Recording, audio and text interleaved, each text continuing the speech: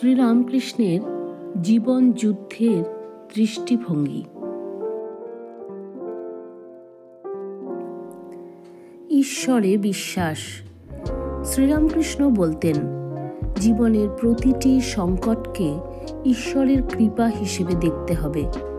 তিনি বুঝিয়েছেন, প্রতিটি সমস্যা আমাদের আত্মশক্তি বাড়ানোর একটি সুযোগ।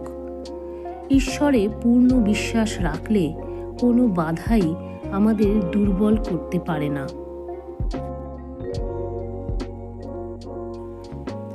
আত্মসমর্পণ।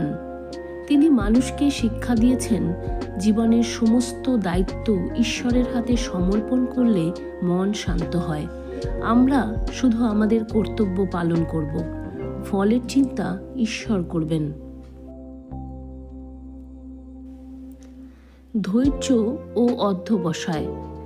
শ্রীরামকৃষ্ণ জীবনের প্রতিটি সংগ্রামে ধৈর্য বজায় রাখার পরামর্শ দিয়েছেন। তাঁর মতে ধৈর্য ও অধ্যবসায় জীবন যুদ্ধে জয়লাভের প্রধান হাতিয়ার। দুঃখের গুরুত্ব। তিনি বলতেন, দুঃখ ছাড়া কেউ ঈশ্বরের কৃপা অনুভব করতে পারে না। জীবনের কষ্ট মানুষকে পরিশুদ্ধ করে। আত্মশক্তির উপর জোর। রামকৃষ্ণ পরমহংস মনে করতেন, মানুষের ভেতরে অসীম শক্তি আছে।